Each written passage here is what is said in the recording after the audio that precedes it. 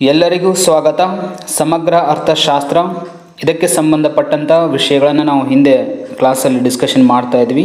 So ಈ ಒಂದು ವಿಡಿಯೋದಲ್ಲಿ ಬಹಳ ಇಂಪಾರ್ಟೆಂಟ್ ಇರುವಂಥ ಕಾನ್ಸೆಪ್ಟ್ ಇದು. ಆಲ್ಮೋಸ್ಟ್ ಇದಕ್ಕೆ ಸಂಬಂಧಪಟ್ಟಂಗೆ ಒಂದು ಅಥವಾ ಎರಡು ಪ್ರಶ್ನೆಗಳು ಬರುವಂಥ ಚಾನ್ಸಸ್ ಜಾಸ್ತಿ ಇದಾವೆ. ಒಂದಂದರೂ ಆಲ್ಮೋಸ್ಟ್ ಕೇಳ್ತಾರೆ.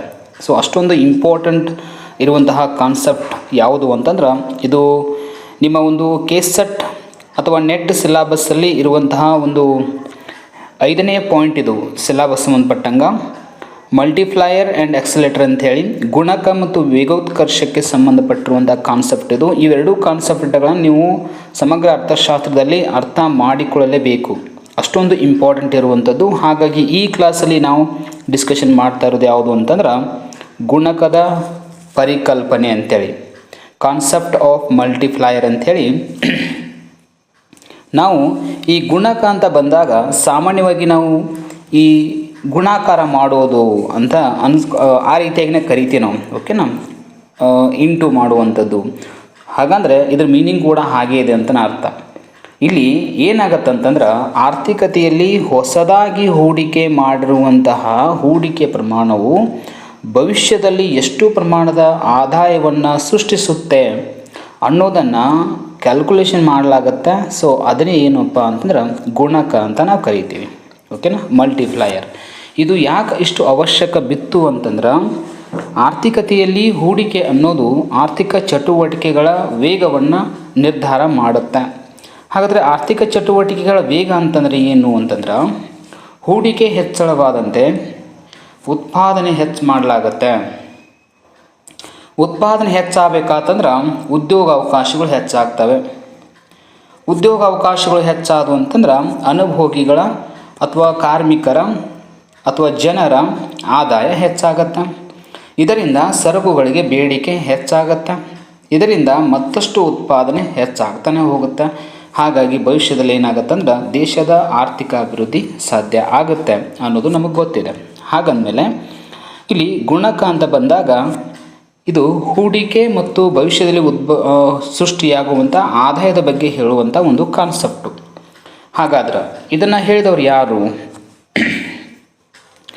ಗುಣಕವನ್ನು RF ಖಾನ್ ಅವ್ರು ಏನು ಮಾಡ್ತಾರೆ ಅಂತಂದ್ರೆ ಮೊದಲಿಗೆ ಪರಿಚಯ ಮಾಡ್ತಾರೆ.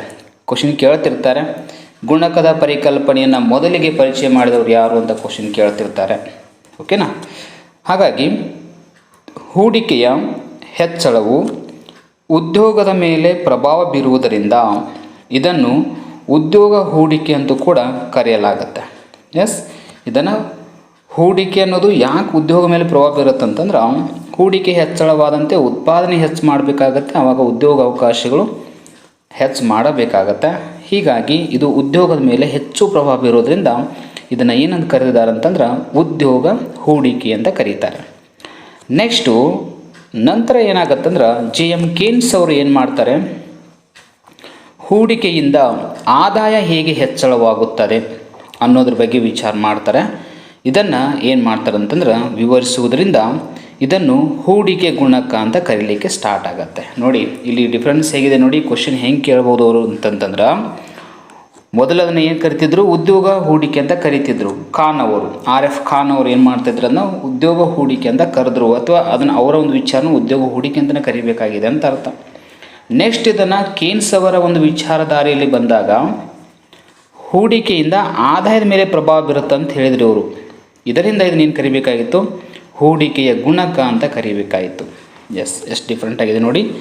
ಗುಣಕ ಅಂತೇಳಿ ಮೊದಲನೇ ಒಂದು ಕಾನ್ಸೆಪ್ಟ್ ಹೌದು, ಇಲ್ಲ ಅಂತಲ್ಲ, ಬಟ್ ಅದನ್ನು ಗುಣಕ ಅಂತ ಕರೆದಿರಲಿಲ್ಲ, ಹೆಚ್ಚಾಗಿ ಹೂಡಿಕೆ ಅಂತ ಕರೆದಿದ್ರು. ಈಗ ಅದನ್ನು ಏನು ಮಾಡಿದರು, ಗುಣಕ ಅಂತ ಕರೆದವ್ರು ಯಾರು ಅಂತಂದ್ರೆ JM ಕೇನ್ಸ್ ಅವರು, ಓಕೆನಾ. ನೆಕ್ಸ್ಟ್ ಏನಾಗುತ್ತಂದ್ರೆ ಹೂಡಿಕೆಯ ಬದಲಾವಣೆಯ ಪರಿಣಾಮವಾಗಿ ಆದಾಯದಲ್ಲಿ ಆಗುವ ಬದಲಾವಣೆಯ ಪರಿಣಾಮಗಳನ್ನು ಗುಣಕ ಸೂಚಿಸುತ್ತದೆ. ಇದೇ ನೋಡಿ ಮೇನ್ ಇರುವಂಥ ಪಾಯಿಂಟು. ಲಾಸ್ಟ್ ಪಾಯಿಂಟ್ ಏನಿದೆ, ಹೂಡಿಕೆಯ ಬದಲಾವಣೆಯ ಪರಿಣಾಮವಾಗಿ ಆದಾಯದಲ್ಲಿ ಆಗುವ ಬದಲಾವಣೆಯ ಪ್ರಮಾಣವನ್ನು ಗುಣಕ ಸೂಚಿಸುತ್ತದೆ. ಅದು ಹೆಂಗಿದೆ ಅನ್ನೋದನ್ನು ಈಗ ನೆಕ್ಸ್ಟ್ ನಾವು ನೋಡೋಣ. ಗುಣಕವನ್ನು ಉದಾಹರಣೆ ಸಹಿತ ನಾವು ಅರ್ಥ ಮಾಡಿಕೊಳ್ಳೋಣ. ಇಲ್ಲಿ ಒಂದು ಉದಾಹರಣೆ ನಾವು ತೆಗೆದುಕೊಳ್ಬೋದು. ಯಾವ ರೀತಿಯಾಗಿ ಅಂತಂದ್ರೆ ಆರ್ಥಿಕತೆಯಲ್ಲಿ ಹೊಸದಾಗಿ ಮಾಡಲಾದ ಹೂಡಿಕೆಯು ಇತರ ಉತ್ಪಾದನಾಂಗಗಳ ಆದಾಯವಾಗಿರುತ್ತದೆ. ಎಸ್, ಇದಂತೂ ಕ್ಲಿಯರ್ ಆಯ್ತು. ಈಗ ನಮಗೆ ಫಾರ್ ಎಕ್ಸಾಂಪಲ್ ಈ ಮೇಗಿನ ಸೆಂಟೆನ್ಸ್ ನಮ್ಗೆ ಕ್ಲಿಯರ್ ಆಗಬೇಕು. ಏನಂತಂತಂದ್ರೆ, ಈಗ 100 ಕೋಟಿ ರೂಪಾಯಿ ಹೂಡಿಕೆ ಮಾಡಲಾಗಿದೆ ಅಂದಮೇಲೆ ಇದನ್ನು ಮಾಡುವ ಸಂದರ್ಭದಲ್ಲಿ ಏನಾಗುತ್ತಂತಂದ್ರೆ ಉತ್ಪಾದನೆ ಮಾಡುವ ಉದ್ದೇಶವನ್ನೇ ಹೊಂದಿರಲಾಗಿರುತ್ತೆ. ಹಾಗಾಗಿ ಉತ್ಪಾದನೆ ಮಾಡುವ ಉದ್ದೇಶ ಅಂದರೆ ಉತ್ಪಾದನೆ ಹೆಚ್ಚಿಸ್ಬೇಕಾತಂದ್ರೆ ಅಲ್ಲಿ ಕಾರ್ಮಿಕರ ನೇಮಕ ಮಾಡ್ಕೊಳ್ಬೇಕಾಗತ್ತೆ. ಹಾಗಾಗಿ ಅವರಿಗೆ ಪ್ರತಿಫಲವಾಗಿ ಏನು ಕೊಡಬೇಕಾಗತ್ತೆ? ಕೂಲಿಯನ್ನು ಕೊಡಬೇಕಾಗತ್ತೆ. ಉತ್ಪಾದನೆ ಬೇಕಂತಂದ್ರೆ ಬಂಡವಾಳ ಸರಕುಗಳು ಬೇಕಾಗ್ತವೆ. ಬಂಡವಾಳ ಸರಕುಗಳಂದ್ರೆ ಏನು ಅನ್ನೋದು ನಿಮ್ಗೆ ಲಾಸ್ಟ್ನ ವಿಡಿಯೋಗಳಲ್ಲಿ ಭಾಳ ಅದ್ರ ಬಗ್ಗೆ ಹೇಳಿದನು. ಅದನ್ನು ನೀವು ಗೊತ್ತಿದ್ದರೆ ಓಕೆ. ಬಂಡವಾಳ ಸರಕುಗಳನ್ನು ನಾವೇನು ಮಾಡಬೇಕಾಗತ್ತೆ? ಹೆಚ್ಚು ಮಾಡಬೇಕಾಗತ್ತೆ. ಇದಕ್ಕೆಲ್ಲ ಕೊಡುವಂತಹ ಪ್ರತಿಫಲಗಳ ಒಂದು ಆದಾಯಕ್ಕೆ ನಾವೇನು ಕರಿತೀವಿ? ಉತ್ಪಾದನಾಂಗಗಳ ಆದಾಯ ಅಂತ ಕರಿತೀವಿ. ಅದೇ ಏನಾಗಿರುತ್ತೆ ಅಂದ್ರೆ ಈ 100 ಕೋಟಿ ಮೌಲ್ಯ ಆಗಿರುತ್ತೆ ಅನ್ನೋದು ಕ್ಲಿಯರ್ ಆಯ್ತು. ಈಗ ನೆಕ್ಸ್ಟು, ಈ ಆದಾಯವು ಸಂಪೂರ್ಣವಾಗಿ ಮರು ಹೂಡಿಕೆಯಾಗುವುದಿಲ್ಲ. ಇದೊಂದು ಭಾಳ ಇಂಪಾರ್ಟೆಂಟ್ ನೋಡಿ. 100 ಕೋಟಿ ಆದಾಯ ಉತ್ಪಾದನಾಂಗಗಳ ಆದಾಯ ಆಗಿರುತ್ತೆ ಅನ್ನೋದು ನಮ್ಗೆ ಕ್ಲಿಯರ್ ಆಯಿತು. ಆದರೆ ಇದು ಅಷ್ಟು ಏನಾಗಲ್ಲ, ಮರು ಹೂಡಿಕೆ ಆಗೋದಿಲ್ಲ. ಹೊಡೆಮೇಲೆ ಹೂಡಿಕೆ ಮಾಡೋಂಗಿಲ್ಲ. ಆರ್ಥಿಕತೆಯಲ್ಲಿ ಸಿಚುವೇಶನ್ ಹಂಗೆ ಇರುತ್ತೆ. ಓಕೆನಾ? ಮರು ಹೂಡಿಕೆ ಮಾಡುವುದಿಲ್ಲ. ಯಾಕೆ ಮಾಡುವುದಿಲ್ಲ ಅಂತಂದ್ರೆ ಅದರಲ್ಲಿ ಅನುಭೋಗ ಮತ್ತು ಉಳಿತಾಯ ಎಂದು ಭಾಗಿಸಲಾಗುತ್ತದೆ. ಎಸ್, ಅನುಭೋಗಿ ಫಾರ್ ಎಕ್ಸಾಂಪಲ್ ನೋಡಿ, ಈಗ 10 ರೂಪಾಯಿ ಅಂತ ತಿಳ್ಕೊಳ್ಳೋಣ. 10 ರೂಪಾಯಿ ನಾವು ಆರ್ಥಿಕತೆಯಲ್ಲಿ ಹೂಡಿಕೆ ಮಾಡಿವಿ ಅಂದರೆ ಇದು 10 ರೂಪಾಯಿನ ಏನು ಮಾಡಿದ್ರು ಅವರು? ಕೂಲಿ ಅಂಥೇಳಿ ಅನುಭೋಗಿಗೆ ವಾಪಸ್ ಕೊಟ್ಟರು. ಅವ 10 ರೂಪಾಯಿಯನ್ನು ಏನು ಮಾಡಿದ? ಅಷ್ಟು ಖರ್ಚು ಮಾಡ್ಲಿಕ್ಕೆ ಹೋಗಲ್ಲ. ಯಾರೇ ಆಗಲಿ, ಈಗ ನಾವೇ ಕ್ಯಾಶುವಲಾಗಿ ವಿಚಾರ ಮಾಡಿದರೆ ನಾವೇ ಏನು ಮಾಡೋದಿಲ್ಲ, 10 ರೂಪಾಯಿ ಬಂದದ್ದನ್ನು ವೆಚ್ಚ ಮಾಡಲಿಕ್ಕೆ ಹೋಗೋದಿಲ್ಲ. ಭವಿಷ್ಯಕ್ಕಾಗಿ ಏನು ಮಾಡ್ತೀವಿ ನಾವು? ಉಳಿತಾಯ ಮಾಡ್ತೀವಿ. ಉದಾಹರಣೆಗೆ ಒಂದು 7 ರೂಪಾಯಿಯನ್ನು ಖರ್ಚು ಮಾಡ್ತೀವಿ, ಒಂದು 3 ರೂಪಾಯಿಯನ್ನು ಉಳಿತಾಯ ಅಂತ ಇಟ್ಕೊಳ್ತೀವಿ. ಓಕೆನಾ? ಈ ರೀತಿಯಾಗಿ ಡಿವೈಡ್ ಆಗುತ್ತೆ. ಓಕೆನಾ? ಆವಾಗ ಏನಾಗುತ್ತೆ ಅಂದ್ರೆ ಅನುಭೋಗದ ವೆಚ್ಚವು ಇತರರಿಗೆ ಆದಾಯವಾಗಿರುತ್ತದೆ. ಇದು ಪಾಯಿಂಟ್ ಹೈಲೈಟ್ ಆಗುತ್ತೆ ನೋಡಿ. ನೀವೀಗ 10 ರೂಪಾಯಿ ಕೊಟ್ಟು ಒಂದು ಬಿಸ್ಕೆಟ್ ಖರೀದಿ ಮಾಡ್ರಂತಂದ್ರೆ ಈ ಬಿಸ್ಕೆಟ್ ಉತ್ಪಾದನೆ ಮಾಡಿರುವಂತಹ ಉತ್ಪಾದಕನಿಗೆ ಇದು ಆದಾಯ ಆಗಿರುತ್ತೆ. ಆ ಆದಾಯವನ್ನು ಆತ ಏನು ಮಾಡ್ತಾನೆ? ಉತ್ಪಾದನಾಂಗಗಳಿಗೆ ಕೊಡಬೇಕಾದಂಥ ಪ್ರತಿಫಲಕ್ಕೆ ಡಿವೈಡ್ ಮಾಡ್ತಾನೆ. ಹಾಗಂದಮೇಲೆ ನಾವು ವೆಚ್ಚ ಮಾಡೋದು ಅಥವಾ ಅನುಭೋಗಿ ವೆಚ್ಚ ಮಾಡೋದು ಇತರರಿಗೆ ಏನಾಗಿರುತ್ತೆ? ಅದು ಆದಾಯ ಆಗಿರುತ್ತೆ. ಇದೇ ರೀತಿ ಗುಣಕದ ಕಾರ್ಯ ಆರ್ಥಿಕತೆಯಲ್ಲಿ ನಡೆಯುತ್ತದೆ. ಎಸ್, ಗುಣಕದ ಕಾರ್ಯ ಕೂಡ ಹೀಗೆ ಇರುತ್ತೆ ಅಂತ ಹೇಳ್ತಾರೆ. ಹಾಗಾದರೆ ಅದು ಹೇಗೆ ಅನ್ನೋದನ್ನು ನೆಕ್ಸ್ಟ್ ನಾವು ನೋಡ್ಬೋದು. ಇಲ್ಲಿ ಇಂಪಾರ್ಟೆಂಟ್ ಇರುವಂಥದ್ದು ಯಾವುದು ಅಂದ್ರೆ MPC, ಸೀಮಾಂತ ಅನುಭೋಗ ಪ್ರವೃತ್ತಿ. ಇದನ್ನು ತಿಳಿಸಲಾಗುತ್ತದೆ. ಸೀಮಾಂತ ಅನುಭೋಗ ಪ್ರವೃತ್ತಿ ಭಾಳ ಇಂಪಾರ್ಟೆಂಟ್ ಆಗುತ್ತೆ ಅಲ್ಲಿ. ಹಾಗಾದರೆ ನಾವು ಸೀಮಾಂತ ಅನುಭೋಗ ಪ್ರವೃತ್ತಿ ಅಂದರೆ ಏನು? ನಾವು ಲಾಸ್ಟ್ ಇದನ್ನು ಡಿಸ್ಕಷನ್ ಮಾಡಿದ್ವಿ. MPC = delta C / delta Y ಅಂಥೇಳಿ MPCಯನ್ನು ಕಂಡುಹಿಡಿಯುವಂಥ ಸೂತ್ರ. ಇಟ್ ಮೀನ್ಸ್ ಏನಂತಂದ್ರೆ ಅನುಭೋಗದಲ್ಲಿ 10 ರೂಪಾಯಿ ಆದಾಯದಲ್ಲಿ 10 ರೂಪಾಯಿ ಹೆಚ್ಚಾತಂದ್ರೆ, ಅನುಭೋಗಿ ಆದಾಯದಲ್ಲಿ 10 ರೂಪಾಯಿ ಹೆಚ್ಚಾತಂದ್ರೆ ಅನುಭೋಗದಲ್ಲಿ ಎಷ್ಟು ಹೆಚ್ಚಾಗತ್ತೆ? ಉದಾಹರಣೆಗೆ ಅನುಭೋಗದಲ್ಲಿ ಒಂದು 7 ರೂಪಾಯಿ ಅಷ್ಟು ಹೆಚ್ಚಾಯಿತು ಅಂತಂದ್ರೆ ಇಲ್ಲಿ ಎಷ್ಟು ವ್ಯತ್ಯಾಸ? ಇದನ್ನು ಹೇಳುವಂಥದ್ದು ಯಾವುದು ಅಂದ್ರೆ MPC ಮೌಲ್ಯ ಅಂತೇಳಿ. ಓಕೆನಾ? ಹಾಗಾದ್ರೆ ಉದಾಹರಣೆಗೆ ಈಗ ನಾವು ಫಾರ್ ಎಕ್ಸಾಂಪಲ್ ಏನಾಯ್ತು, ಈಗ 5 ರೂಪಾಯಿ ಹೆಚ್ಚಾಯ್ತು ತಿಳ್ಕೊಳ್ಳಿ. ಹಾಗಾದರೆ ಇದಕ್ಕೆ ಅನುಪಾತ ಏನು ಸಿಗುತ್ತೆ? ಈಗ ನಮಗೆ 1/2 ಅಂತ ಕೂಡ ಸಿಗಬಹುದು. ಓಕೆನಾ? ಸೊ ಇಲ್ಲಿ ಬರ್ತೀವಿ ನೋಡಿ, 0.5 ಅಂತ ಅಥವಾ 1/2 ಅಂತ ಕೂಡ ಆಗುತ್ತೆ MPC ಮೌಲ್ಯ. ಓಕೆನಾ? ಎಸ್. ನೆಕ್ಸ್ಟ್, ಈಗ ಗುಣಕ ಅಂತಂದರೆ ಕೆ. ನಾವು ಅರ್ಥಶಾಸ್ತ್ರದಲ್ಲಿ ಗುಣಕ ಅಂತಂದರೆ ಕೆ ಅಂತಲೇ ಗುರುತು ಮಾಡ್ತೀವಿ. ಇದು ನಮ್ಗೆ ಗೊತ್ತಿರಬೇಕು. = 1/1 - MPC. ಓಕೆನಾ? ಇದು ಹೆಂಗೆ ಬರಿಬೋದು? ಕೆ ಗುಣಕ = 1/1 - MPC ಇಂದ ಕಂಡುಹಿಡಿಯಲಾಗುತ್ತೆ. ಗುಣಕವನ್ನು 1/1 - MPC ಇಂದ ಕಂಡುಹಿಡಿಯಲಾಗುತ್ತೆ. ಹಾಗಾದರೆ ಅದನ್ನು ಉದಾಹರಣೆಗೆ ಹೆಂಗೆ ಕಂಡುಹಿಡಿದ್ವಿ? ಇಲ್ಲಿದೆ ನೋಡಿ. MPC = 0.5 ಅಥವಾ 1/2 ಅಂತಿದ್ದಾಗ, ಒಂದು ವೇಳೆ ಹಿಂಗಿತ್ತಂತ ತಿಳ್ಕೊಳ್ಳಿ, ಅಂತಂದ್ರೆ 10 ರೂಪಾಯಿ ಆದಾಯ ಹೆಚ್ಚಾಗಿದೆ ಆದರೆ ಅನುಭೋಗ 5 ರೂಪಾಯಿ ಅಷ್ಟೇ ಮಾಡಲಾಗಿದೆ ಅಂದರೆ ಇಟ್ ಮೀನ್ಸ್ ಏನಿದು 0.5 ಅಂದಂಗೆ 1/2 ಅಂದಂಗೆ. ಓಕೆನಾ? ಹೀಗಿದ್ದಾಗ ಗುಣಕ ಎಷ್ಟಾಗುತ್ತೆ? Yes, K is equal to 1/1 minus ಇಲ್ಲಿ ಏನಾಗಿದೆ ಗುಣಕ MPC ಎಷ್ಟಿದೆ? 0.5 ಇದೆ. ಹಾಗಂದಮೇಲೆ ನಮಗೆ ಆನ್ಸರ್ ಎಷ್ಟು ಸಿಗುತ್ತೆ ಅಂತಂದ್ರೆ ಕೆ ಇಸ್ ಈಕ್ವಲ್ ಟು 1/, ಏನಾಗುತ್ತೆ 0.5 ಬರುತ್ತೆ. ಓಕೆನಾ? ಆದಾಗ ಒಟ್ಟಾರೆ ಗುಣಕದ ಮೌಲ್ಯ ಎಷ್ಟಾಗತ್ತಂತಂದ್ರೆ ಕೆ ಇಸ್ ಈಕ್ವಲ್ ಟು 2 ಬರುತ್ತೆ. ಓಕೆನಾ? ಕೆ ಇಸ್ ಈಕ್ವಲ್ ಟು 2 ಬರುತ್ತೆ. ಕ್ವಶನ್ ಕೇಳ್ತಿರ್ತಾರೆ. ಈಗ MPC ಮೌಲ್ಯ 0.5 ಆದಾಗ ಕೆ ಮೌಲ್ಯ ಎಷ್ಟಾಗತ್ತೆ? ಕ್ವಶನ್ ಕೇಳ್ತಿರ್ತಾರೆ, ಹೀಗೆ ಕೇಳ್ತಾರೆ ಕ್ವಶನ್. ಅವಾಗ ನಿಮಗೆಲ್ಲ ಈ ಸೂತ್ರಗಳು ಗೊತ್ತಿದ್ರೆ ಮಾತ್ರ ನೀವೇನು ಮಾಡ್ಬೋದು? ಆನ್ಸರ್ ಮಾಡಬಹುದು. ಇಲ್ಲ ಅಂದರೆ ಆನ್ಸರ್ ಮಾಡಲಿಕ್ಕೆ ಬರೋದಿಲ್ಲ. ಓಕೆನಾ? ಸೂತ್ರಗಳು ಗೊತ್ತಿರಬೇಕು.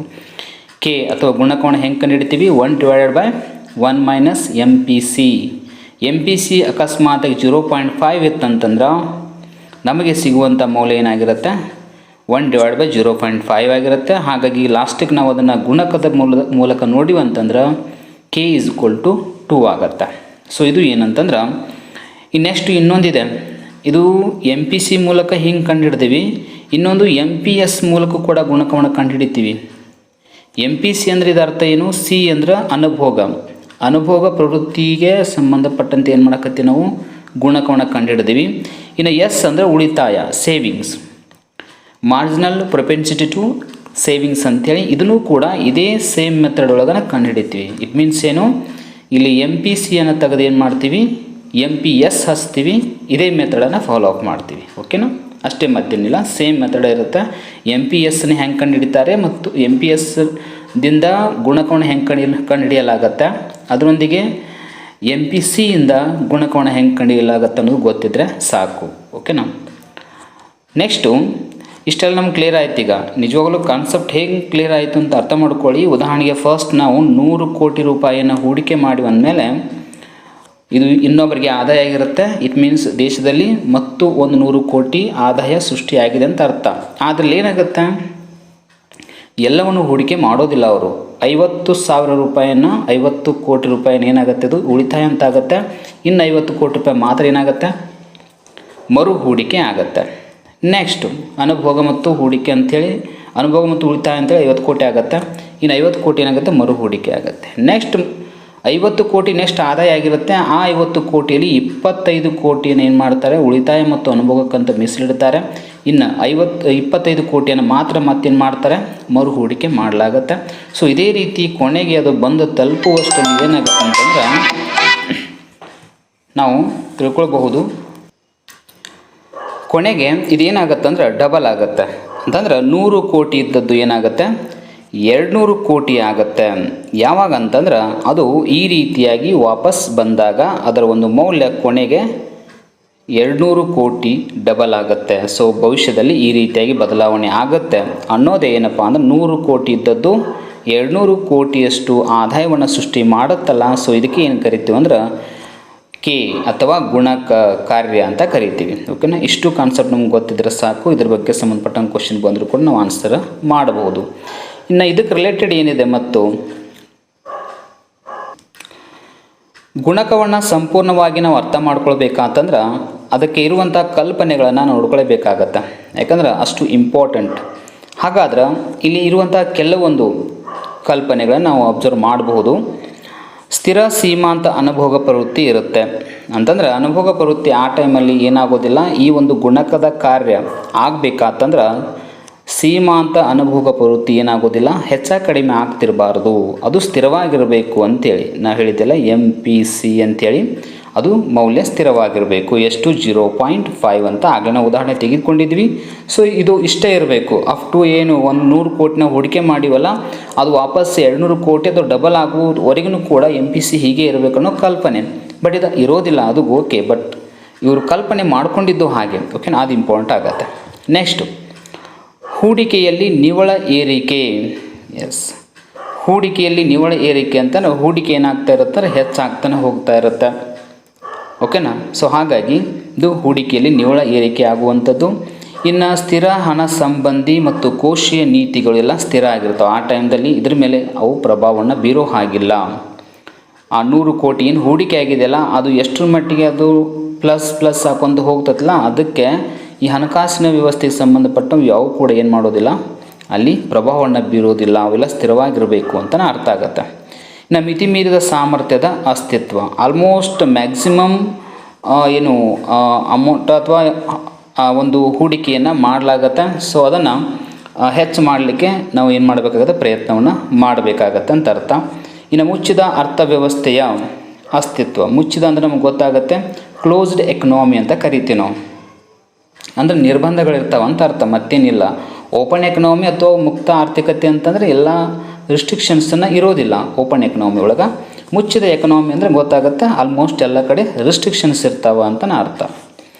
ಇನ್ನು ಕ್ರಿಯಾತ್ಮಕ ಬದಲಾವಣೆಗಳು ಇರುವುದಿಲ್ಲ, ಅಂದರೆ ಯಾವುದೇ ರೀತಿಯ ಹೊಸ ಬದಲಾವಣೆಗಳು, ತಂತ್ರಜ್ಞಾನ ಪ್ರಗತಿ ಯಾವ ಕೂಡ ಈ ಟೈಮಲ್ಲಿ ಇರೋದಿಲ್ಲ. ಅವಾಗ ಮಾತ್ರ ಗುಣಕದ ಕಾರ್ಯ ಆಗುತ್ತೆ ಅನ್ನೋದು ವಿಚಾರ. ಇನ್ನು ಗುಣಕದ ಕಾರ್ಯದಲ್ಲಿ ವಿಳಂಬ ಇರುವುದಿಲ್ಲ. ನೋಡಿ, ಫಾರ್ ಎಕ್ಸಾಂಪಲ್ ಈಗ 100 ಕೋಟಿ ಹೂಡಿಕೆಯಾಗಿ ತಿಳ್ಕೊಂಡು ಇದು ಎಲ್ಲಿ ಕೂಡ ಸ್ಥಿರ ಇರುವುದಿಲ್ಲ. ಇದು ನೆಕ್ಸ್ಟ್ ಅನುಭೋಗಿಗಳ ಹತ್ರ ಹೋಗುತ್ತೆ, ಮತ್ತು ಮರು ಹೂಡಿಕೆ ಆಗುತ್ತೆ, ಮತ್ತು ಅನುಭೋಗದ ವಾಪಸ್ ಬರುತ್ತೆ, ಮತ್ತು ಮರು ಹೂಡಿಕೆ ಆಗುತ್ತೆ. 50% ಹೂಡಿಕೆ ಆಗ್ತಾ ಏನಾಗುತ್ತೆ, ಕಂಟಿನ್ಯೂ ಆಗಿರುತ್ತೆ. ಇದು ವಿಳಂಬ ಆಗೋದಿಲ್ಲ. ಇದೊಂದು ಹೈಲೈಟ್ ಆಗುತ್ತೆ ನೋಡಿ ಪಾಯಿಂಟ್. ಇನ್ನು ನೆಕ್ಸ್ಟು ಬೆಲೆಗಳಲ್ಲಿ ಬದಲಾವಣೆಗಳು ಇರುವುದಿಲ್ಲ, ಬೆಲೆನೂ ಕೂಡ ಸ್ಥಿರ ಆಗಿರ್ಬೇಕಂತಾರೆ, ಆವಾಗ ಗುಣಕದ ಕಾರ್ಯ ಆಗುತ್ತೆ ಅಂತ ಹೇಳ್ತಾರೆ. ಇನ್ನು ಅನುಭೋಗವು ಪ್ರಸ್ತುತ ಆದಾಯದ ಬಿಂಬಕ ಆಗಿರುತ್ತೆ. ಎಸ್, ಅಂದರೆ ಸದ್ಯಕ್ಕೆ ಏನು ಆದಾಯ ಇರುತ್ತಲ್ಲ ಆ ಆದಾಯಕ್ಕಷ್ಟೇ ಸೀಮಿತ ಆಗಿರುತ್ತೆ. ಆದಾಯದ ಏನು ಅನುಭೋಗದ ಬಿಂಬಕ್ಕೆ ಸಂಬಂಧಪಟ್ಟಂಗೆ ಅಥವಾ ಆದಾಯದ ಬಿಂಬಕ್ಕೆ ಏನಾಗಿರುತ್ತೆ ಅವಾಗ ಮಾತ್ರ ಸಂಬಂಧಪಟ್ಟಿರುತ್ತೆ ಅನ್ನೋದು. ಇನ್ನು ರಾಷ್ಟ್ರೀಯ ಆದಾಯದ ಪರಿಗಣನೆ ಕೂಡ ಮಾಡಲಾಗತ್ತೆ. ಯಾಕೆ ಹೇಳಿ, ರಾಷ್ಟ್ರೀಯ ಆದಾಯ ಹೆಚ್ಚಾಗತ್ತೆ ಯಾವಾಗ ಈ ಹೂಡಿಕೆ ನಾವು ಹೂಡಿದ 100 ಕೋಟಿ ಹೂಡಿಕೆ ಮಾಡಿ ಅಂದಮೇಲೆ ಭವಿಷ್ಯದಲ್ಲಿ ಅದು 200 ಕೋಟಿ ಆಗುತ್ತೆ ಅಂದಮೇಲೆ ರಾಷ್ಟ್ರೀಯ ಆದಾಯ ಹೆಚ್ಚಳ ಆಗುತ್ತೆ ಅನ್ನೋದನ್ನು ಕೂಡ ನಾವು ಇಲ್ಲೇನು ಮಾಡ್ತೀವಿ, ಪರಿಗಣಿಸ್ತೀವಿ ಅಂತೇಳಿ. ಇಷ್ಟು ಇಂಪಾರ್ಟೆಂಟ್ ಏನು ಕಲ್ಪನೆಗಳನ್ನು ಈ ಒಂದು ಗುಣಕದ ಸಿದ್ಧಾಂತ ಒಳಗೊಂಡಿದೆ. ಇಲ್ಲಿ ಈ ಗುಣಕ ಇಷ್ಟೊಂದು ದೊಡ್ಡ ಪ್ರಮಾಣದಲ್ಲಿ ಬದಲಾವಣೆಗಳು ತರ್ತತೆ ಅಂದರೂ ಕೂಡ ಕೆಲವೊಂದು ಮಿತಿಗಳನ್ನು ಹೊಂದಿದೆ. ಮಿತಿಗಳಂದರೆ ಯಾವ ರೀತಿಯಾಗಿ ಇವುಗಳ ದೋಷಗಳು ಮತ್ತು ಮಿತಿಗಳು ಬೇರೆ ಬೇರೆ ಅಂತ ನಾವು ಇಲ್ಲಿ ಪರಿಗಣಿಸಬೇಕಾಗತ್ತೆ. ಆ ದೋಷಗಳು ಅಥವಾ ಟೀಕೆಗಳು ಆಮೇಲೆ ನೋಡೋಣ. ಸೊ ಮಿತಿಗಳು ಅಂತಂದರೆ ಏನು, ಇದು ಲಿಮಿಟ್ ಆಗಿದೆ ಅಂತ ಅರ್ಥ. ಉಳಿತಾಯ ಕ್ರಿಯೆಗೆ ಮಿತಿಯಾಗಿರುವಂಥದ್ದು, ಆಮದು ಕ್ರಿಯೆಗೆ ಸಂಬಂಧಪಟ್ಟಂಗೆ ತೆರಿಗೆ ದರ ಆಗಿರ್ಬೋದು, ಸಾಲ ಮರುಪಾವತಿ ಆಗಿರ್ಬೋದು, ಪೂರ್ಣೋದ್ಯೋಗ ಸನ್ನಿವೇಶ ಆಗಿರ್ಬೋದು, ಇವೆಲ್ಲವೂ ಕೂಡ ಏನಾಗುತ್ತಂತಂದ್ರೆ, ಅಂದರೆ ಇಲ್ಲೇನು ಹೈಲೈಟ್ ಮಾಡಲಾಗಿದೆ ಅಂತಂದ್ರೆ, ಈ ಉಳಿತಾಯ ಕ್ರಿಯೆ ಅಂತಂದ್ರೆ ಮತ್ತೇನೂ ಅಲ್ಲ, ಜನ ಜಾಸ್ತಿ ಉಳಿತಾಯ ಮಾಡಕ್ಕೆ ಅನುಭೋಗ ಮಾಡೋದನ್ನು ಕಡಿಮೆ ಮಾಡ್ತಾರೆ. ಅವಾಗ ಏನಾಗುತ್ತಂದ್ರೆ ಈ ಗುಣಕದ ಕಾರ್ಯ ಅಷ್ಟು ವ್ಯವಸ್ಥಿತವಾಗಿ ನಡೆಯೋದಿಲ್ಲ ಅನ್ನೋದೇ ಇದರ ಒಂದು ಮಿತಿ. ಇನ್ನು ಆಮದು ಕ್ರಿಯೆ ಅಂದರೆ ಮತ್ತೇನೂ ಅಲ್ಲ, ಜಾಸ್ತಿ ಆಮದು ಮಾಡಿಕೊಂಡು ಅಂದ್ರೆ ನಾವು ಜಾಸ್ತಿ ಹಣವನ್ನು ವಿದೇಶಗಳಿಗೆ ಪಾವತಿಸಬೇಕಾಗತ್ತೆ. ಆವಾಗ ದೇಶದಲ್ಲಿ ಮಾತ್ರ ನಾವು ಹಣವನ್ನು ವಿನಿಯೋಗಿಸಿದಾಗ ಆಗುವಂಥ ಬದಲಾವಣೆಯನ್ನು ಗುಣಕ ಹೇಳುತ್ತೆ. ಬಟ್ ನಾವು ಆಮದಕ್ಕೆ ಹೆಚ್ಚು ಅಮೌಂಟ್ ಕೊಟ್ಟಿವಿ ಅಂತಂದ್ರೆ ಈ ಗುಣಕದ ಕಾರ್ಯ ಅಷ್ಟೊಂದು ಸರಿಯಾಗಿ ವಿವರಣೆಯನ್ನು ನೀಡೋದಿಲ್ಲ ಅಂತಲೇ ಅರ್ಥ ಆಗುತ್ತೆ. ಇನ್ನು ನೆಕ್ಸ್ಟು ತೆರಿಗೆ ದರ ಅಂದರೆ ತೆರಿಗೆ ದರ ಹೆಚ್ಚಾತಂತಂದರೆ ಜನರ ಹತ್ರ ಏನಾಗುತ್ತೆ, ಕಡಿಮೆ ಹಣ ಉಳಿಯುತ್ತೆ. ಆವಾಗ ಅವ್ರು ಏನು ಮಾಡ್ತಾರೆ, ಕಡಿಮೆ ಅನುಭೋಗವನ್ನು ಮಾಡಬೇಕಾಗತ್ತೆ. ಇಂಥ ಸಂದರ್ಭದಲ್ಲಿ ಕೂಡ ಈ ಹೂಡಿಕೆ ಗುಣಕದ ಕಾರ್ಯ ಅಷ್ಟು ವ್ಯವಸ್ಥಿತವಾಗಿ ನಡೆಯೋದಿಲ್ಲ ಅಂತಲೇ ಆಗುತ್ತೆ. ಇನ್ನು ಸಾಲ ಮರುಪಾವತಿ ಮಾಡಬೇಕಾಗತ್ತೆ. ಸರ್ಕಾರ ಕೂಡ ಏನು ಮಾಡಬೇಕಾಗತ್ತೆ, ವರ್ಷ ಸಾಲವನ್ನು ಮರುಪಾವತಿ ಮಾಡ್ತಿರುತ್ತೆ. ಆವಾಗ ಹಣ ಏನಾಗುತ್ತೆ, ವಾಪಸ್ ಹೋಗ್ತಾ ಇರುತ್ತೆ. ಅಂಥ ಸಂದರ್ಭದಲ್ಲಿ ಕೂಡ ಗುಣಕದ ಕಾರ್ಯ ಅಷ್ಟು ವ್ಯವಸ್ಥಿತವಾಗಿ ನಡೆಯೋದಿಲ್ಲ. ಇನ್ನು ಪೂರ್ಣೋದ್ಯೋಗವನ್ನು ಸಾಧಿಸುವ ಸಲುವಾಗಿ ಏನು ಮಾಡಲಾಗತ್ತಂತಂದ್ರೆ ಹೊಸ ಹೂಡಿಕೆಗಳನ್ನು ಅವಕಾಶವನ್ನು ಕೊಡಬೇಕಾಗತ್ತೆ. ಆದರೆ ಹೊಸ ಹೂಡಿಕೆಗೆ ಅವಕಾಶಗಳು ಕಡಿಮೆ ಇದ್ದು ಅಂತಂದ್ರೆ ಅಲ್ಲಿ ಮತ್ತು ಸರಕುಗಳ ಉತ್ಪಾದನೆ ಏನಾಗೋದಿಲ್ಲ, ಹೆಚ್ಚಾಗೋದಿಲ್ಲ. ಸೊ ಹೀಗಾಗಿ ಇದು ಕೂಡ ಒಂದು ಸಮಸ್ಯೆ. ಇನ್ನು ನೆಕ್ಸ್ಟು ಸಾಲ ಪತ್ರಗಳನ್ನು ಕೊಳ್ಳುವಿಕೆ, ಇದು ಕೂಡ ನೋಡಿ, ಸಾಲ ಪತ್ರಗಳನ್ನು ಈ RBI ಅಂತ ನಿಮಗೆ ಗೊತ್ತಿದೆ. RBI ಸಾಲ ಪತ್ರನ ಕೊಂಡ್ಕೊಂತಂತಂದ್ರೆ ಇಟ್ ಮೀನ್ಸ್ ಏನು, ತನ್ನ ಹತ್ರ ಇರುವಂತಹ ಹಣವನ್ನು ವಾಪಸ್ ಬೇರೆದವ್ರು ಅದು ಆರ್ಥಿಕತೆಯಲ್ಲಿ ಕೊಟ್ಬಿಡತ್ತೆ. ಅದ್ರ ಬಗ್ಗೆ ಭಾಳ ದೊಡ್ಡ ಕಾನ್ಸೆಪ್ಟ್ ಇದೆ RBI ಸಂಬಂಧಪಟ್ಟಂಗೆ, ಅದನ್ನು ಆಮೇಲೆ ಹೇಳ್ತೀನಿ ನಾವು ನಿಮಗೆ. ನೆಕ್ಸ್ಟು ಬೆಲೆ ಏರಿಕೆಯ ಸನ್ನಿವೇಶ ಇದ್ದಾಗ ಬೆಲೆಯಲ್ಲಿ ವ್ಯತ್ಯಾಸ ಆಗಬಾರ್ದು ಅಂತ ತಿಳ್ಕೊಂಡು ಈ ಗುಣಕ ಹೇಳುತ್ತೆ. ಬಟ್ ಬೆಲೆ ಯಾವಾಗಲೂ ಕೂಡ ಸ್ಥಿರ ಇರುವುದಿಲ್ಲ. ಇನ್ನು ಅನುಭೋಗಿ ಸರಕುಗಳ ಮಿತಿಮೀರಿದ ಸಂಗ್ರಹ ಆತಂತಂದ್ರೆ ಇದು ಕೂಡ ಏನಾಗುತ್ತಂದ್ರೆ ಆರ್ಥಿಕತೆ ಮೇಲೆ ಹೆಚ್ಚು ಪ್ರಭಾವವನ್ನು ಬೀರುತ್ತೆ. ಹಾಗಾಗಿ ಗುಣಕದ ಕಾರ್ಯ ಅಷ್ಟು ವ್ಯವಸ್ಥಿತವಾಗಿ ನಡೆಯುವುದಿಲ್ಲ. ಇನ್ನು ನೆಕ್ಸ್ಟು ಪ್ರಬಲ ದ್ರವ್ಯದೊಲವು ಅಂತ ಕರಿತೀವಿ ನಾವು. ಸೊ ಪ್ರಬಲ ದ್ರವ್ಯದೊಲವು ಅಂತಂದ್ರೆ ಮತ್ತೇನೂ ಅಲ್ಲ, ಈ ಗುಣಕದ ಕಾರ್ಯಾಚರಣೆ ಮೇಲೆ ಜನರು ಹೆಚ್ಚುತ್ತಿರುವ ಆದಾಯವನ್ನು ವ್ಯವಹಾರದ ಮುನ್ನೆಚ್ಚರಿಕೆ ಮತ್ತು ಸಟ್ಟ ವ್ಯಾಪಾರದ ಉದ್ದೇಶಕ್ಕಾಗಿ ಏನು ಮಾಡ್ತಾರೆ, ಜಡ ನಗದು ರೂಪದಲ್ಲಿ ಇಟ್ಟುಕೊಳ್ಳಲು ಬಯಸ್ತಾರೆ. ಹಣವನ್ನು ಜಾಸ್ತಿ ಇಟ್ಕೊಳ್ಳೋಕೆ ಬಯಸ್ತಾರೆ. ಇದರಿಂದ ಅನುಭೋಗ ಕಡಿಮೆ ಆಗುತ್ತೆ. ಸೊ ಹಾಗಾಗಿ ಇದು ಕೂಡ ಏನಾಗಿದೆ ಅಂತಂದ್ರೆ ಈ ಒಂದು ಗುಣಕದ ಒಂದು ಮಿತಿ ಅಂತಲೇ ಹೇಳ್ಬೋದು. ಇನ್ನು ಟೀಕೆಗಳಂತ ಬಂದಾಗ ಏನು ಹೈಲೈಟ್ ಆಗುತ್ತೆ ಅಂತಂದ್ರೆ ಅನುಭೋಗಕ್ಕೆ ಮಿತಿಮೀರಿದ ಪ್ರಾಶಸ್ತ್ಯವನ್ನು ಕೊಟ್ಟಿದ್ದಾರೆ. ಅಂತಂದ್ರೆ MPC ಮೌಲ್ಯನ ಇಂಪಾರ್ಟೆಂಟ್ ಅಂತ ಹೇಳ್ತಾರೆ. ಓಕೆನಾ, MPC ಮೌಲ್ಯನ ಇಂಪಾರ್ಟೆಂಟ್ ಅಂತ ಹೇಳ್ತಾರೆ. ಇದಕ್ಕೆ ಹೆಚ್ಚು ಮಹತ್ವವನ್ನು ಕೊಟ್ಟಿರುವಂಥದ್ದು. ಇನ್ನು ನೆಕ್ಸ್ಟು ಪ್ರೇರಿತ ಹೂಡಿಕೆಯ ನಿರ್ಲಕ್ಷ್ಯ. ಸ್ವತಂತ್ರ ಹೂಡಿಕೆಗೆ ಹೆಚ್ಚು ಮಹತ್ವ ಕೊಟ್ಟಿದ್ದಾರೆ. ಇದೊಂದು ಹೈಲೈಟ್ ಮಾಡಬೇಕಾಗಿತ್ತು ನಾವು. ಸ್ವತಂತ್ರ ಹೂಡಿಕೆ ಅಂತಂದ್ರೆ ಇದು ಯಾವುದ್ರ ಮೇಲೂ ಕೂಡ ಡಿಪೆಂಡ್ ಇರೋದಿಲ್ಲ, ತಾನಾಗಿ ಹೂಡಿಕೆ ಆಗುವಂಥದ್ದು. ಪ್ರೇರಿತ ಹೂಡಿಕೆ ಅಂತಂದ್ರೆ ಈ ಉದ್ಯಮ ಘಟಕದ ಆದಾಯ ಹೆಚ್ಚಳವಾದಂತೆ ಹೂಡಿಕೆ ಹೆಚ್ಚಳ ಆಗ್ತಿರುತ್ತಲ್ಲ, ಇದಕ್ಕೆ ನಾವು ಪ್ರೇರಿತ ಹೂಡಿಕೆ ಅಂತ ಕರಿತೀವಿ. ಇದ್ರ ಬಗ್ಗೆ ಈ ಗುಣಕ ಹೇಳೋದಿಲ್ಲ ಅಂತ ಅರ್ಥ. ವಿಳಂಬದ ಸಾಧ್ಯತೆ. ಕೆಲವೊಮ್ಮೆ ಏನಾಗುತ್ತಂದ್ರೆ ಈ ಅನುಭೋಗಿಗಳು ಸಡನ್ನಾಗಿ ಅವ್ರ ಹತ್ರ ಆದಾಯ ಬಂತಂದರೆ ವಾಪಸ್ ಸಡನ್ನಾಗಿ ಖರ್ಚು ಮಾಡದೇ ಇರಬಹುದು. ಸೊ ಅಂಥ ಸಂದರ್ಭದಲ್ಲಿ ವಿಳಂಬತೆ ಸಾಧ್ಯ ಆಗುತ್ತೆ ಅನ್ನೋದು ಕೂಡ. ಇನ್ನು ಅವಾಸ್ತವಿಕ ಕಲ್ಪನೆಗಳದಾವ ಅಂತ ಹೇಳ್ತಾರೆ. ಮತ್ತು ಸೀಮಾಂತ ಅನುಭವ ಪ್ರವೃತ್ತಿಯ ಬಗ್ಗೆ ತಪ್ಪು ಕಲ್ಪನೆ ಅಂತ ಹೇಳ್ತಾರೆ. ಇದು ಕೂಡ ಈ ಕ್ಯಾಲ್ಕುಲೇಷನ್ ಮಾಡೋ ಸಂದರ್ಭದಲ್ಲಿ ಏನಾಗುತ್ತೆ ಅಂದರೆ ಸೀಮಾಂತ ಅನುಭವ ಪ್ರವೃತ್ತಿ ಸ್ಥಿರವಾಗಿರಬೇಕು ಅಂತ ಹೇಳ್ತಾರೆ. ಆದರೆ ಇದು ಸ್ಥಿರ ಆಗಲಿಕ್ಕೆ ಸಾಧ್ಯನೇ ಇಲ್ಲ. ಯಾಕಂದ್ರೆ ಅನುಭವ ಪ್ರವೃತ್ತಿ ಅಥವಾ ಸೀಮಾಂತ ಅನುಭವ ಪ್ರವೃತ್ತಿ ಯಾವಾಗಲೂ ಕೂಡ ಹೆಚ್ಚು ಕಡಿಮೆ ಆಗ್ತಾನೆ ಇರುತ್ತೆ ಅನ್ನೋದು. ಸೊ ಇವೆಲ್ಲವೂ ಕೂಡ ಏನಾಗಿದೆ ಅಂತಂದ್ರೆ ಈ ಗುಣಕದ ಒಂದು ದೋಷಗಳು ಅಥವಾ ಟೀಕೆಗಳು ಆಗಿದಾವೆ ಅಂಥೇಳಿ ನಾವು ಹೇಳ್ಬೋದು. ಹಾಗಾದರೆ ನಾನು ನೆಕ್ಸ್ಟ್ ನೋಡಿದಾಗ ಇದಕ್ಕೆ ಸಂಬಂಧಪಟ್ಟಂಗೆ ಏನಿದೆ ಅಂಥೇಳಿ ಇಲ್ಲಿ ಸ್ವಲ್ಪ ಹೈಲೈಟ್ ಆಗುವಂಥದ್ದು ಏನು ಇನ್ನೊಂದು ಯಾವುದು ಅಂದರೆ ಇಷ್ಟೆಲ್ಲ ದೋಷಗಳು ಅಥವಾ ಮಿತಿಗಳನ್ನು ಒಳಗೊಂಡಿರುವಂತಹ ಒಂದು ಈ ಗುಣಕದ ಕಾರ್ಯ ಹೆಚ್ಚು ಮಹತ್ವವನ್ನು ಪಡ್ಕೊಂಡಿದೆ. ಸೊ ಆ ಮಹತ್ವದ ಬಗ್ಗೆ ನಾವು ಸ್ವಲ್ಪ ಮಾತಾಡೋದಾತಂದ್ರೆ ಏನು ಅಂತಂದ್ರೆ ಒಂದನೇದು ಈ ಹೂಡಿಕೆಯ ಪ್ರಾಮುಖ್ಯತೆ ವಿವರಣೆಯನ್ನು ಕೊಡಲಾಗಿದೆ. ಯಾವ ರೀತಿಯಾಗಿ ಅಂತಂದ್ರೆ ಹೂಡಿಕೆ ಹೆಚ್ಚಾದರೆ ದೇಶದ ಅಭಿವೃದ್ಧಿ ಕೂಡ ಹೆಚ್ಚಾಗುತ್ತೆ, ಜನರ ಆದಾಯ ಹೆಚ್ಚಾಗುತ್ತೆ. ಸೊ ಹೀಗೆ ಹಲವಾರು ವಿಷಯಗಳ ಬಗ್ಗೆ ಈ ಒಂದು ಗುಣಕ ನಮಗೆ ಮಾಹಿತಿ ನೀಡುತ್ತೆ. ಇನ್ನು ವ್ಯಾಪಾರ ಆವರ್ತಗಳ ಬಗ್ಗೆ ಮಾಹಿತಿಯನ್ನು ನೀಡುತ್ತೆ. ಅಂದರೆ ವ್ಯಾಪಾರ ಅಂದರೆ ಮತ್ತೇನೂ ಅಲ್ಲ, ಒಂದು ಈಗ ಹೂಡಿಕೆ ಆತಂದ್ರೆ ಅದರಿಂದ ಉತ್ಪಾದನೆ ಹೆಚ್ಚಾಗುತ್ತೆ. ಉತ್ಪಾದನೆ ಹೆಚ್ಚಾತಂದ್ರೆ ಸಾಮಾನ್ಯವಾಗಿ ಆಮದು ರಫ್ತುಗಳು ಆಗುವಂಥದ್ದು. ಸೊ ಅವುಗಳಲ್ಲಿ ಎಷ್ಟು ವ್ಯತ್ಯಾಸ ಆಗುತ್ತೆ, ಆರ್ಥಿಕ ಹಿಂಜರಿಕೆ, ಸೊ ಹೀಗೆಲ್ಲ ಕೆಲವೊಂದು ಸಮಸ್ಯೆಗಳು ಹೆಂಗೆ ಸಂಭವಿಸಬಹುದು ಅನ್ನೋದು ಕೂಡ ಇದರಿಂದ ನಾವು ಅರ್ಥ ಮಾಡಿಕೊಳ್ಳಬಹುದು. ಇನ್ನು ಸರ್ಕಾರದ ಪ್ರವೇಶದ ಮಹತ್ವದ ವಿವರಣೆ. ಇದು ಏನಾಗುತ್ತೆ ಅಂದರೆ ಗುಣಕದ ಕಾರ್ಯದಲ್ಲಿ ಸಂದರ್ಭದಲ್ಲಿ ಸರ್ಕಾರ ಪ್ರವೇಶಿಸುವುದು ಕೂಡ ಅವಶ್ಯಕ ಅಂತ ಹೇಳ್ಬೋದು ನಾವು. ಯಾಕಂತಂದ್ರೆ ಈ ಸರ್ಕಾರದ ಕೆಲವು ನೀತಿಗಳನ್ನು ರೂಪಿಸಲಿಕ್ಕೆ ಈ ಒಂದು ಸರ್ಕಾರ ಮತ್ತು ಗುಣಕ ಈ ಎರಡೂ ಕೂಡ ಪ್ರಮುಖ ಕಾರ್ಯವನ್ನು ಮಾಡ್ತವೆ ಅಂತಲೇ ಹೇಳ್ಬೋದು. ಸೊ ಹಾಗಾಗಿ ಅಭಿವೃದ್ಧಿಗೆ ಪೂರಕವಾದ ಆರ್ಥಿಕ ನೀತಿಗಳನ್ನು ರೂಪಿಸಲು ಗುಣಕ ಒಂದು ಪ್ರಮುಖ ಸಾಧನವಾಗಿದೆ ಅಂತಲೇ ಹೇಳ್ಬೋದು ನಾವು. ಇನ್ನು ನೆಕ್ಸ್ಟ್ ಇರುವಂಥದ್ದು ಉಳಿತಾಯ ಮತ್ತು ಹೂಡಿಕೆ ನಡುವೆ ಸಮಾನತೆಯನ್ನು ತರುವಿಕೆ. ಅಂತಂದ್ರೆ ಉಳಿತಾಯ ಮಾಡಿದ ನಂತರ ನೆಕ್ಸ್ಟು ಉಳಿದದ್ದನ್ನು ಹೂಡಿಕೆ ಮಾಡ್ತೀವಿ ನಾವು. ವಾಪಸ್ ಹೂಡಿಕೆ ಮಾಡ್ತಾ ಇದ್ದಂದ್ರೆ ಅರ್ಥ ಮತ್ತೇನೂ ಅಲ್ಲ, ನಾವು ವಾಪಸ್ ಮತ್ತೆ ಅನುಭವ ಮಾಡ್ತೀವಿ ಅಂತಲೇ ಅರ್ಥ. ಹಾಗಾಗಿ ಏನಾಗುತ್ತೆ, ಇವುಗಳ ನಡುವೆ ಸಮಾನತೆಯನ್ನು ಹೆಂಗೆ ತರಬಹುದು ಅನ್ನೋದು ಕೂಡ ಹೂಡಿಕೆ ನಮಗೆ ಹೇಳಿಕೊಡುತ್ತೆ. ಇನ್ನು ಪೂರ್ಣೋದ್ಯೋಗದ ಸ್ಥಾಪನೆ ಸಾಧ್ಯ ಆಗುತ್ತೆ. ಆಮೇಲೆ ಕೊರತೆಯ ಧನ ವಿನಿಯೋಗದ ಬಗ್ಗೆ ಪ್ರಾಶಸ್ತ್ಯವನ್ನು ಕೊಡಲಾಗಿದೆ. ಕೊರತೆಯ ಧನ ವಿನಿಯೋಗದ ಬಗ್ಗೆ ಪ್ರಾಶಸ್ತ್ಯವನ್ನು ಕೊಡುವ ಮೂಲಕ ಇವರು ಈ ಗುಣಕದ ಮಹತ್ವವನ್ನು ಹೇಳಿಕೊಟ್ಟಿದ್ದಾರೆ. ಇನ್ನು ಉದ್ಯಮ ಚಕ್ರದ ನಿಯಂತ್ರಣ ಕೂಡ ಮಾಡಲಾಗತ್ತೆ. ಸೊ ಉದ್ಯಮಕ್ಕೆ ಸಂಬಂಧಪಟ್ಟಂಗೆ ಬಹಳ ವಿವರಣೆಗಳನ್ನು ನಾನು ಹಿಂದಿನ ವಿಡಿಯೋಗಳಲ್ಲಿ ಹೇಳಿದನು. ಸೊ ಅಲ್ಲಿ ನಿಮ್ಗೆ ಗೊತ್ತಾಗುತ್ತೆ ಉದ್ಯಮ ಚಕ್ರ ಅಂದರೆ ಏನು, ಬಿಸ್ನೆಸ್ ಸೈಕಲ್ ಅಂತ ಕರಿತೀವಿ ನಾವು. ಸೊ ಅಲ್ಲಿ ಕೆಲವೊಮ್ಮೆ ಈ ಉದ್ಯಮ ಘಟಕಕ್ಕೆ ಲಾಭ ಆಗುವಂಥದ್ದು, ಆಮೇಲೆ ನಷ್ಟ ಆಗುವಂಥದ್ದು, ಓಕೆ, ಇವೆಲ್ಲ ಇರ್ತವೆ. ಸೊ ಅವುಗಳ ಬಗ್ಗೆ ಹೆಚ್ಚು ಮಹತ್ವವನ್ನು ಕೊಟ್ಟಿರುವಂಥದ್ದು.